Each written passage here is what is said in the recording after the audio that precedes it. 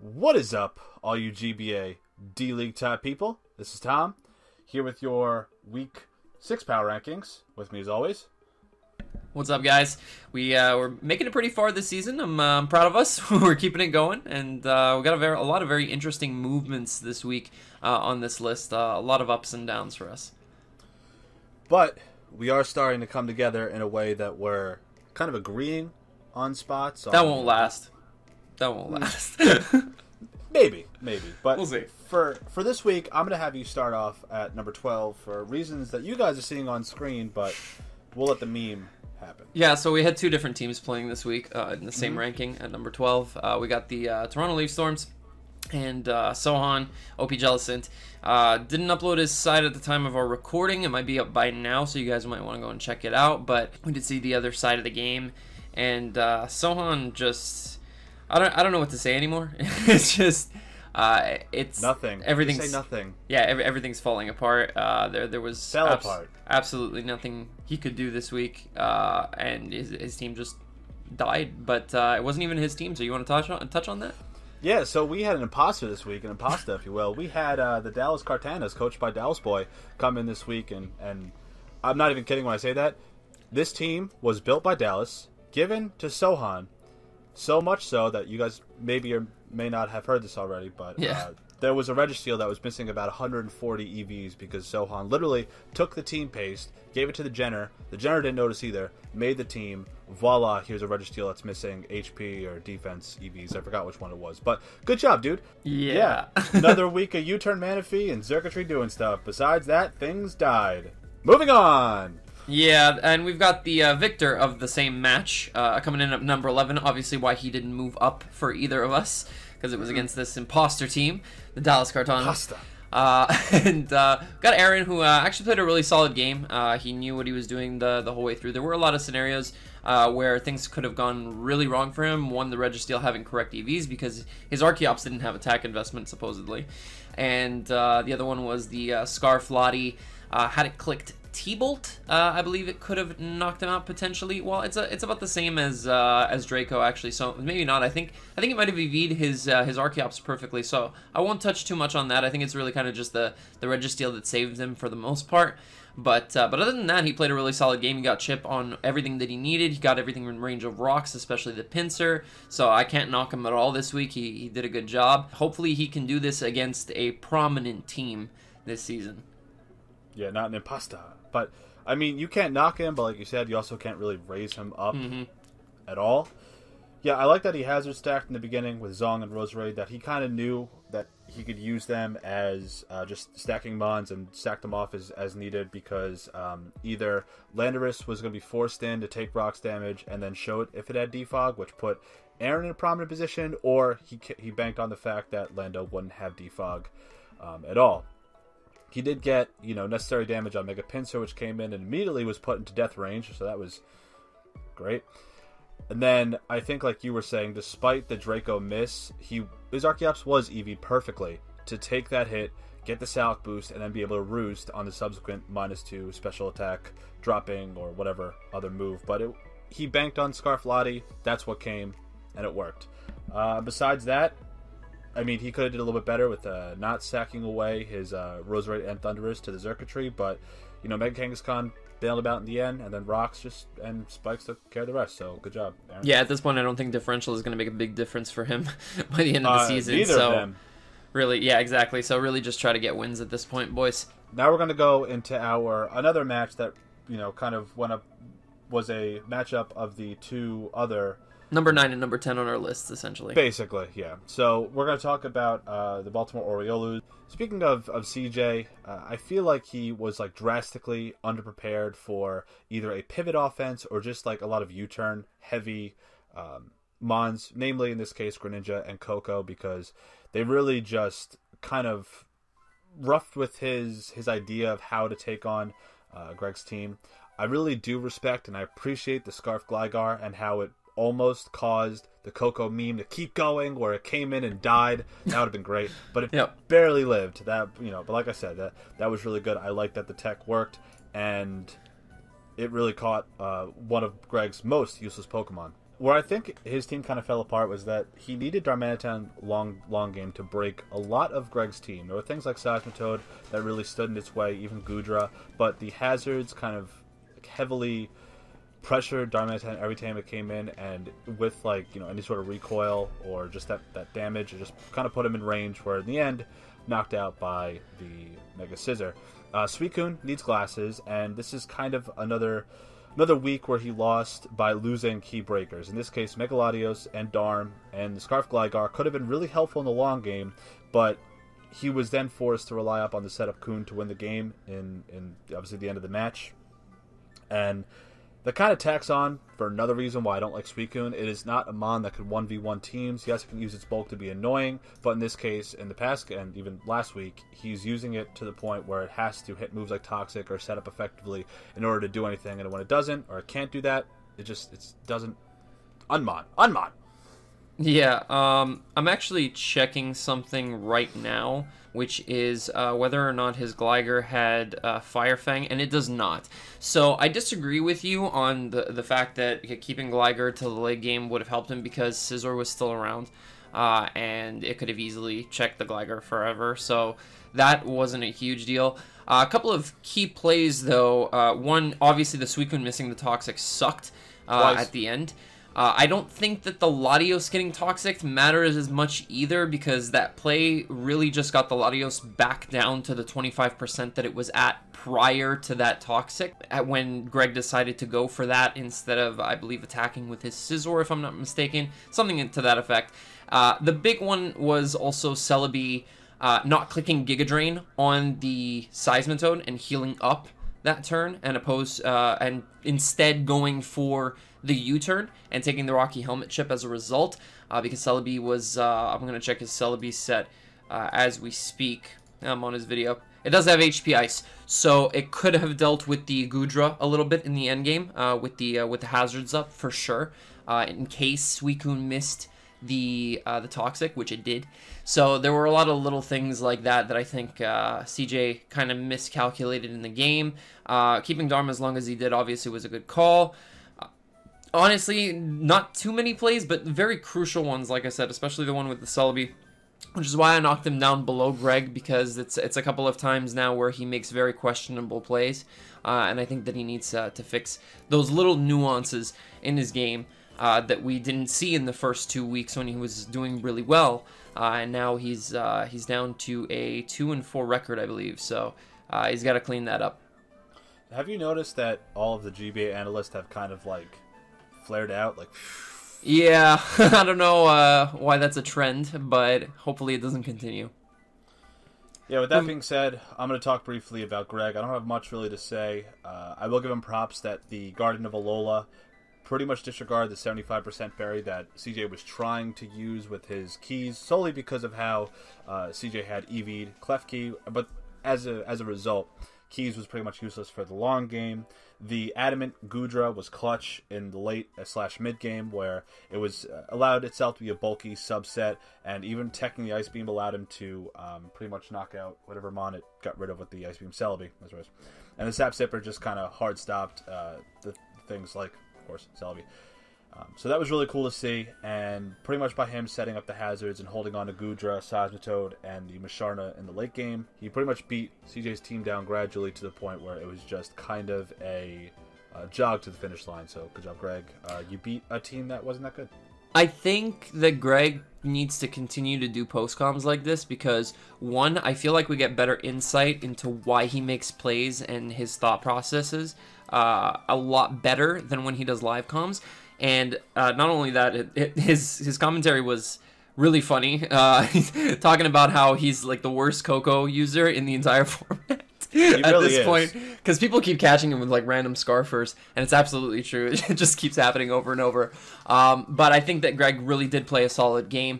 Obviously, could have gotten caught by the Toxic at the very end on his Goodra, which might have been detrimental. So as questionable, but other than that, he just played it really solidly, brought in Coco when he needed to, obviously got caught by the Scarf, didn't really matter, made the correct plays, got a little bit lucky again with the Celebi play on the Seismitoad, And no, he really used Masharna really well as well. I really like the way that he kept baton passing, and he explained that really well. How he was able to constantly gain momentum because of the slow baton pass, which was something that his team was lacking in past weeks. He didn't have as much slower momentum into his breaker mons, or his threatening mons rather, things like Greninja and at times even Scizor.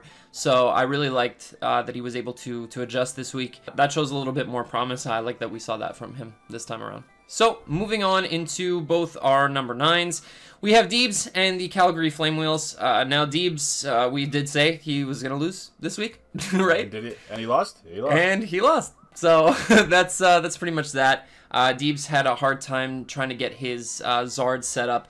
Randy pretty much had it covered the entire time, and we're going to talk about that when we get to it, but he was really forced out a lot and forced into things that didn't want to take hits from, say, Mamoswine, Lopunny, if it would have ended up coming back in, and he was pressured into a position where he pretty much had to set up with his Zard late game, and he couldn't do it.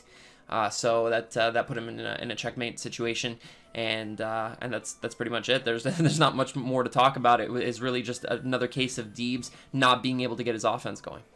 I think it's a little more than that. I think it's also a questionable build, if you ask me. Mm-hmm. First of all, Rocky Helmet Lando, unless it's like a Power Herb or it's like an offensive that can live an Ice Punch set at -1, isn't a switch into Mega Lop. Like, I don't understand the early game where he brought that in. It took, the fake out, obviously, because Lop was at -1, then took the Ice Punch and was down to, like, I don't know, like low orange % or yellow %. Yeah. It's just, it wasn't that great.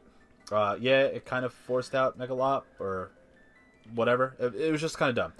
And then from there, he pretty much had 0 checks or 0 switch-ins, like good switch-ins to Scarf Latios, whether it was going for Draco or Psyshock. It's just his team had non-existent switches to either of those, whereas something like Tapu Fini could have did that, at least to an extent, to kind of pad his team just being blown away from something that is one of Randy's prominent breakers. I don't understand the Hitmonlee's purpose on this team. It kind of did something with the normal gem, but otherwise its coverage, like, it's not... Listen, I've used both these mons. I've used Celesteela and I've used Hitmonlee. Hitmonlee does not break a Celesteela, even with Blaze Kick. It's not offensive enough. That joke hasn't been used often enough. that was like 2 seasons ago, Tom. By the way, I believe that often enough. I believe that High Jump Kick actually hits harder than Blaze Kick. It does. It's kind of the same way that the Draco... And they both miss, so... I'm not sure about that. Well, it depends on what user you are. Like what luck does the game give you? Like, I can hit Hydro Pumps like 8 out of 10 times, but you ask me to hit a Will-O-Wisp once? Fuck that. I guess, but regardless of whether you miss the High Jump Kick or not, you're going to die to the Celesteela. And if the Blaze Kick misses, you're going to die to the Celesteela. Well, as we saw when Hitmonlee did not do well against the Celesteela. There's also another week where Emergency Exit kind of fucked Golisopod. Stop using Golisopod. Also, Frustration P2. This is not VGC. Don't use that set. Wonky build. The walls were not capable enough of living, and the offense was either anemic or couldn't set up, and he caught an even week L. Next week, he'll win, though. I think he plays Greg or somebody. I don't know. I'll talk briefly about Turbo. We obviously didn't get to see a match from him this week or the week prior. I know he's going through some IRL stuff, so give him some space on that. I do feel bad for the guy, but in terms of what we saw from Zazo's side, his team, I don't know if you've noticed this, but more and more in the past weeks, his team is kind of getting pigeonholed to the point where the commonalities and weaknesses, or at least the offensive typings, are kind of the reason why he's been playing so aggressive. And as we saw last week, he did get really bit hard for it, and also kind of the case this week against Zazo. He didn't see lefties on Chomp, but despite that, still went for Ice Beam with a slower Mon being Karen Black. I don't think he's quite learned that a Mon can be a Z user, but not carry the Z Crystal. Last week, it was the Apapa Berry Zygarde. This week, it was the Achiberry Garchomp. Kind of a move, man. And the reason, and now this match specifically, it's kind of the reason why I brought him down so hard last week, and now again this week. 2 weeks ago, right? He was feeling on top of the world, feeling like the champ, the Hoodie Man himself. I'm sorry, not Hoodie Man, Beanie Man himself, right? And he was in a group that was playoff capable, right? To going in a group of muddled playoff contenders, now to being out of the playoffs, and going into his hardest stretch of matches. He has Leo, Randy, Zazo, Goldoa, and Greg in his last 5 weeks. Good fucking luck with that. This is a wash, absolutely. It was tough to see. He gets the freeze on the Ferrothorn early, thaws immediately, and then his Claydol gets frozen. And then Zazzle, we'll talk about that, but Zazzle allows it to thaw. And then he's still not able to make any kind of comeback. He goes into his Nidoking on the Chomp and immediately doubles out into Kyurem for whatever reason. Why was it not in initially to Ice Beam? Like, I understand that he had switch-ins, things like Slowbro and whatnot, but you're in the back. You're heavily in the back at that point. You don't make that play. If Zazzle's Yachi, if Zazzle's Scarf himself, like there's a lot of situations where that doesn't pan out for you. So I disagree with that play. And then he let himself get swept by Scarfed Heracross in the endgame, just an easy Earthquake sweep. Zazo quickly identified that there were no more Earthquake resists immunities anywhere, and there were 3 super effective targets, and he just started spamming it. I get what you mean about the commonality of his weaknesses on his team. I'm starting to see that a little bit as well. He loses the terrain, so his ground weakness is amplified toward the end game because of the fact that he wasn't able to take out the Toxicroak. And I think that maybe he should have reconsidered going for that Zen Headbutt on that turn. And maybe he's perhaps swapped out, because keeping the Bulu alive would have definitely prevented any kind of ground damage to his team. So a lot of things to say about the way that he played this match, but again, we don't really have anything to base ourselves off of. We don't have any kind of commentary, so or any team builder. It's really tough without any sort of knowledge on the team, what the rest of his sets were, because half of them we didn't really get to see. So that's tough, but he needs to clean up his game, and hopefully he does. So moving on into our number 6s. We have the Exeter Chief Electivires. I didn't move them up. You moved them up 1 spot, and I'm really curious as to why. This is interesting. I want you to explain this to me. All right. See, I moved him up because Turbo was ahead of him, so I am giving Turbo. If you look at the movement, you have. All right, spoilers. Randy moved up 1 spot. He moved up 1 spot, and Turbo moved down 2. All you did is just reshuffle three people. He's playing better than Turbo at this point. I get that, but I still have a hard time grasping the fact that a 5-5 timer stall win has you moving somebody up. This wasn't move for praise. This was move for convenience. No, that game was not convenient for me to watch. No, not in that sense. Just for the convenience of the list. No, this was move. I was forced to move him because there was no way I was going to put Turbo ahead of him still, regardless of their match. You know, that's fair. Yeah, like Turbo is playing worse. Turbo is out of playoffs at this point, and last week Melon crushed Turbo. So there you go. Like, I don't know if you have an explanation as to what you saw in this game, because for me it just looked like a lot of switching and nothing getting. Oh, I do. Oh, there are words to be said about this game. Which, if you're in the fan Discord and you were on it about, I don't know, 11:30 last night, you got a bit of it. I will give him props, and I will say that the Slurpuff, the way that he made it defensive, that was a good bring. I mean, it hard stopped a non-Poison Jab Weavile, and the late webs with the Wish Protect, that was clutch, and it worked. He did say in his team build, though, that he wanted to impress me, that he wanted to show that I wasn't going to doubt him, that I wasn't going to keep him lower on the spectrum, that he can beat higher coaches. Now, this is also going to go and coincide with Danza, but I'll have more criticisms of Danza as we go into his little slot to talk about. For two teams that have 3 Premier Breakers. Now, we talk about Melon's side. We have a Zysnek that sets up. We have a Nasty Plot fighting Psychic Coverage Mew. We have a Calm Mind Spiritomb that he said, once a certain amount is taken out on Danza's side, he can come in and sweep with Spiritomb, or at least set up a blah, blah, blah, whatever, right? Then we have a Mega Gallade on Danza's side. We have an Eopop Torrent T, which he was convinced that was a Z move the entire time. And, of course, a Weavile, which was not a setup set, but it was just a lump set. A very strange set at that point. Neither team wanted to make the big boy play, to proclaim a winner, to actually provide Dick and say, here is my member on the table, hold it. Because they just didn't want to. They were just like, I'm going to make the similar switches every time Weavile came in, knock off as Slurpuff came in. No one can make the read one time on either of those switches. Like, come on, guys. Yeah, no, that's the thing, and I don't think I'm going to be talking too much about Danzo when we get to him, because that's pretty much all it is. That's what this match was. It was just the two of them having powerful mons on their team that are able to break, and Melon even had a Zard Y somewhere in the back on the bench, yet somehow this ended in a 5-5 timer stall. I don't understand. This is not supposed to happen. This is not Gen 6 OU stall. Aster, what you fail to understand is that both of them came together, they sat down at a table, and they played fucking patty cake for an hour. They didn't play Mons, they played patty cake. That's what it felt like. Right, they did some hopscotch, some jump rope, you know, they played out in the field, right? What happened to the Melantosh that crushed Turbo last week? What happened to the Danza that beat Zazo on a very good read with his Jolteon? I mean, it's kind of like CJ Suicune, right? Melon just needed another 2 hours and you would have done it. Right. Guaranteed. The rest of Danza's team was going down. And I actually, seriously, in all seriousness, I do stand by that. I do believe that Spiritomb would have won. Hands down. Right, oh, yeah. That's it would have blown through Danza's team.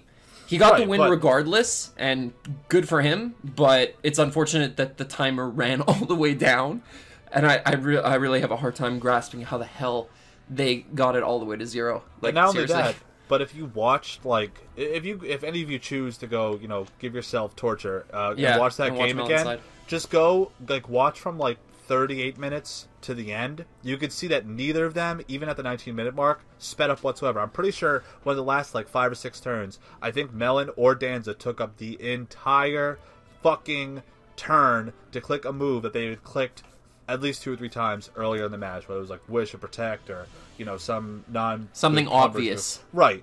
None of them wanted to make a play, and neither wanted to win the match. At some point, or no, they just reserved to say, hey, 5-5, whatever, move on. Yeah, just don't give us another game like this ever again this season, Please. guys. I'm talking to all of you. Do not do this again. Thank you.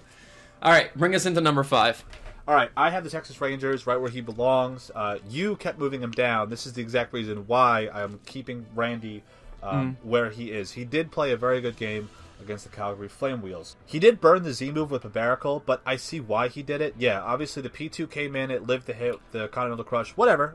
But, you know, threatening out Zardex or Deebs potentially playing aggressively to keep Zardex in would have just resulted in him being able to take the T-Punch, Baracle I mean, and then dying to the Continental Crush. I feel like Randy's, like, his MO, basically, for how he's been playing these past few weeks, is to let 2 or 3 of his walls that may or may not be able to recover, even his offensive mons, take some damage, get them weakened to a little bit, and then gain enough information about his opponent's team to be able to then let his offense, whether it's Celesteela, Megalopony, Latios, Barbaracle, Mamoswine, whatever, to effectively break what he's come to learn by that point in the match. It's good, and I actually kind of like that way that he's winning. So, despite his kind of like proclaimed statements about how the team build was shaky this week, and it was, because Deebs' team against his is actually extremely good. I just don't understand, like we said, Deebs' build. He did prove that his offense plus his plays ensure that he can always compete. We saw it last week against Leo, and we see it this week against Deebs. Deebs, actually the teams we just talked about, Randy, Deebs, and the Electivires are probably going to be the teams that are going to be going into the playoffs, one of which is going to get knocked out of playoffs, because we can kind of see how the structure is forming with who's winning, who's losing, who's really putting up a fight, and who's kind of somewhere in the middle. In my opinion, these 3 teams. Well, I'd put Turbo in that mix, but anyway. I don't know if you said the Midnights.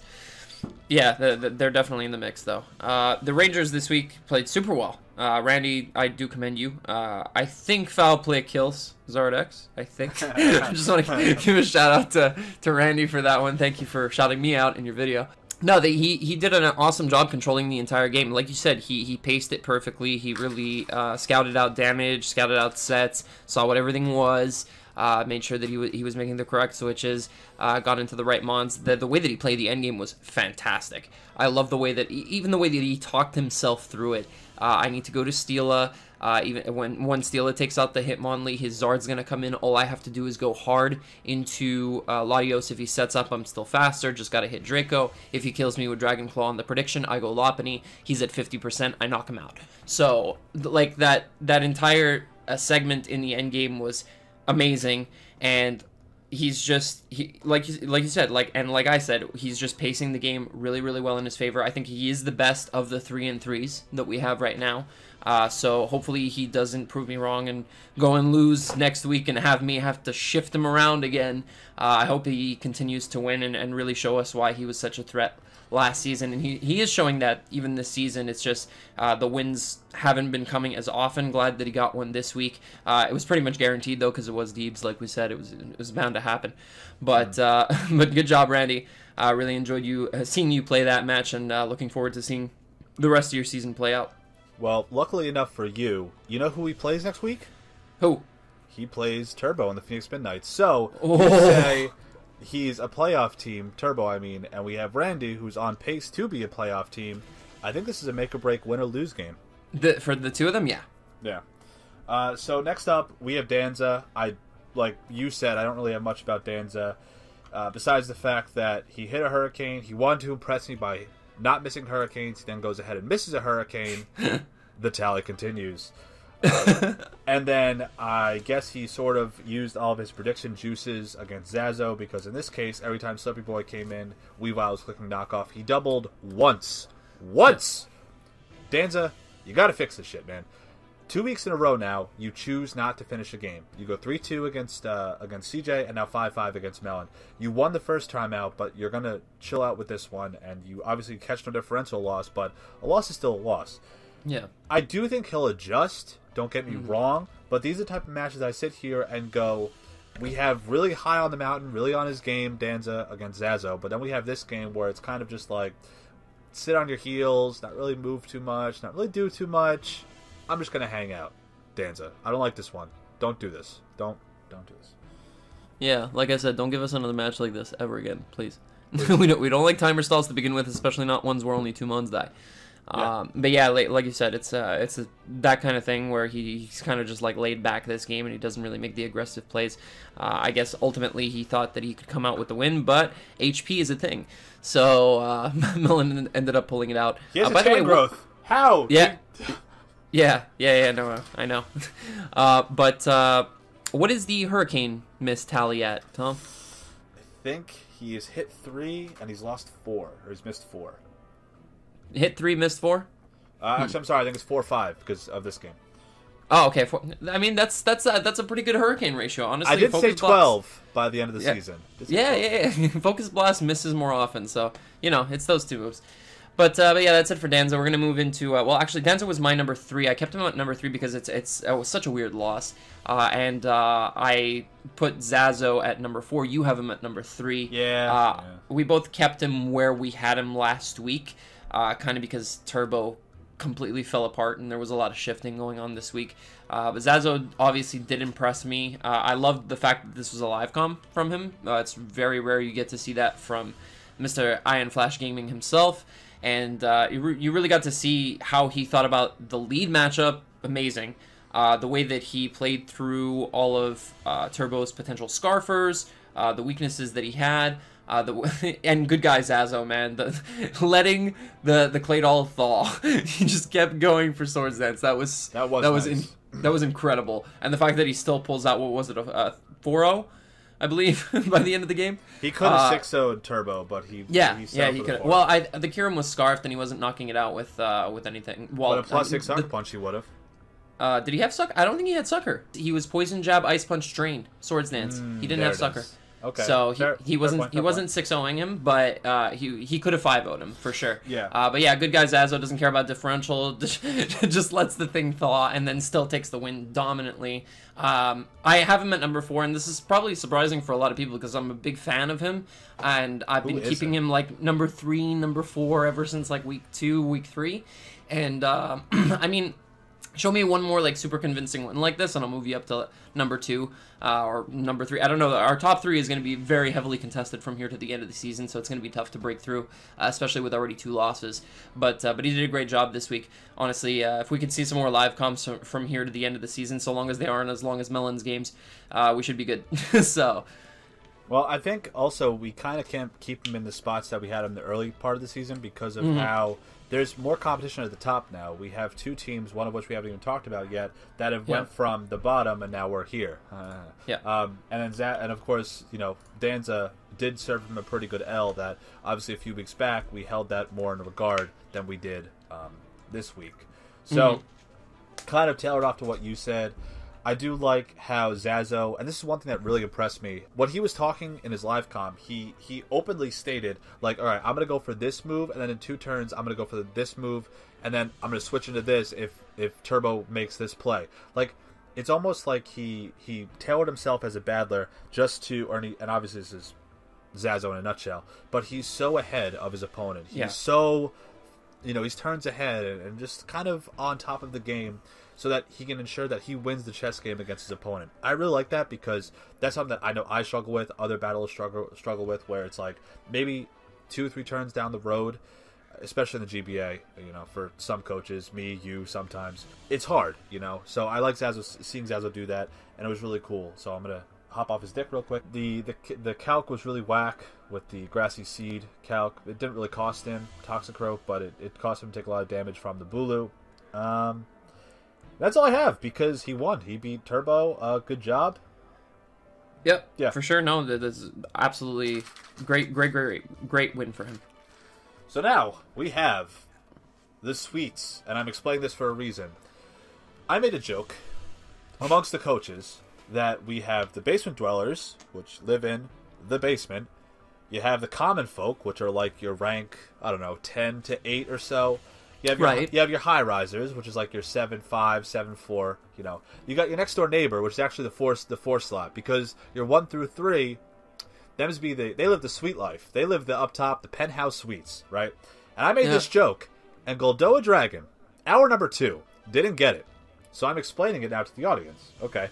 Goldoa now has reached the pantheon, the upper echelon, the group of which he was staring at all the way below when you and I had him at number 12 how many weeks ago? And now he's up top. Bro, you moved from the lowest of the low, poverty line, and now you're in the suite. Right. The penthouse up at the top. Right. You and Leo are sharing, some bougie food and some champagne. So Goldoa, again, this week, same thing he did past couple of weeks. We've been seeing it progressively getting better and better.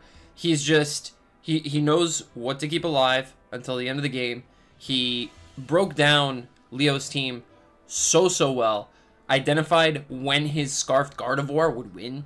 And it was so refreshing to hear somebody. I enjoy being wrong sometimes, guys. I love being wrong about somebody. And after seeing the first 2 weeks from Goldoa, I was like, okay, this guy's not that good. And then he proved me wrong on week 3, 4, 5, and he's the first team to take down the Durham Dreadagons.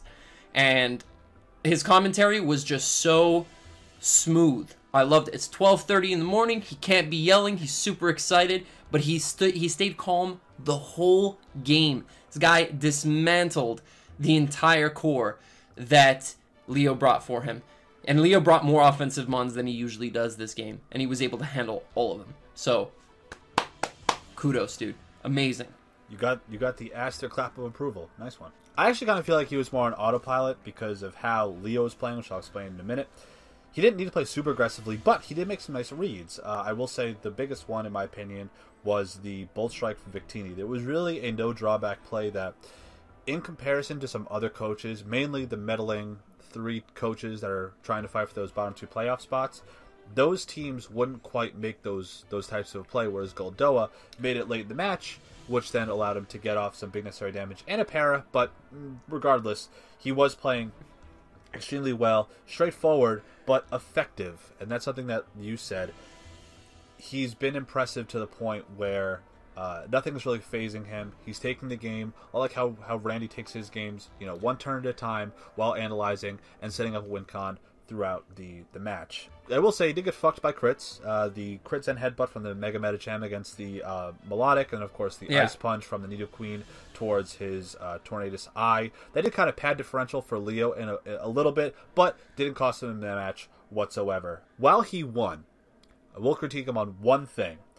he does need to start using rocks a little bit more. Not because it would have shown what Mon was Zoroark, did a good job at identifying that immediately, but just because it could facilitate some KOs in the future, whether it's for damage rolls or to ensure a KO comes across with his Mons, or, you know, his things like Drill, things like Fatini. Like the Gardevoir. Yeah. I get where you're coming from, for sure, because he was uncertain of whether or not the Moonblast was going to KO the Infernape at the end of the game, which is, something that you should be worried about, for sure, rolls like that. What I will note, though, is that he was very clever on using the sand as a way to identify what the Zoroark was and when it was in. That was actually really, really intuitive of him. Really good, because the Zoroark came in first, I believe, and it took sand damage as it tried to go for Sucker Punch, and then every time it came back in after, he didn't even hesitate. He knew it was the Zoroark, whereas a lot of players would have been like, is this the Infernape? I can't remember. He was on top of that. So that was awesome. Also, another thing I want to mention right before we get into Leo is that I'm starting to notice that the top 4 or 5 players have very distinct play styles that are very different from each other. Yes. Which is really, really cool that we have this kind of diversity. You have Danza that's kind of just like this switch heavy sort of fire off big attacks in the middle. Then you have Zazo that's this play by play. He's constantly figuring out what it. Yeah, exactly. He's dissecting his opponent's team mon by mon. Then you have Randy that lets his team slowly get weakened to scout the entire team. You have Goldoa that uses his defensive core as a means to get in his offense later and break through his opponent's team. And then you have Leo, who's just always scared that something's going to go wrong. So I'll let you start on Leo. I really don't have much to say about Leo. As a matter of fact, I mean, I know keep him at 1, but the reason, before I go into anything, the reason I'm keeping Leo at number 1 is because he is still the best record team in the league. The same. And Same regardless of if you face 30% Leo, 80% Leo, you know, there is a difference in the middle. Not take away from Goldoa. Leo kind of played down a little bit this week. Not in skill, just kind of in attitude. It sounded like he was a little bit behind, a little tired, a little bit discouraged. But even through his crits, through his commentary that still sounded a bit deflated, he did still play well. It wasn't quite the Leo that we always expected, but he lost a match that might have been inconsequential to his overall season. But we will say now that he's 0-1 when he doesn't bring Magearna. So we now see how potent Magearna is. Yeah. The Sucker Punch, Nidoqueen, or Nidoking in his P4G uploads are now becoming the Leo special, because it's like what he always seems to bring at this point. It's a cool tech, but it's become predictable. He was in positive position because of some of the crits, and it did kind of bail him out to an extent. He played okay, you know. He caught an L that he could afford to take, whereas other coaches aren't quite in that position. Just, I understand where he's coming from, but just don't play this again, I guess. Don't let it become a habit is basically what we're saying. I understand fully what you mean. I watched Goldoa's side first, and when I saw the Zoroark click the Sucker Punch, that's when I knew something was wrong with Leo. He wasn't playing like himself. And again, not to knock anything that Goldoa did, because Goldoa's on a tear right now, and he has a lot of momentum, and that's probably what caught Leo this week, was that Goldoa has this insane amount of momentum. He's building well, and he's playing well. But also, it's just, I saw that in his play, and I was like, oh, okay, that makes a little more sense.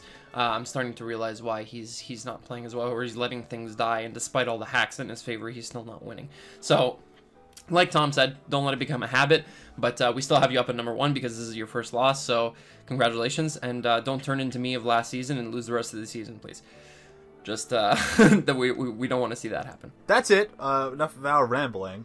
Hope you all enjoyed this week. I feel like this was one of our best power rankings, just based on oh yeah, for sure. It's only getting better. Yeah, we are really starting to gel as much as we take our stabs at each other. So I hope you all enjoy. Leave your power rankings down in the comments below. Let us know what you think. Talk to us in the GBA fan Discord. Aster, anything? Yeah, leave a like, subscribe, go and check out all the coaches in the description down below, and we will see you guys next week. Ciao. Later, guys.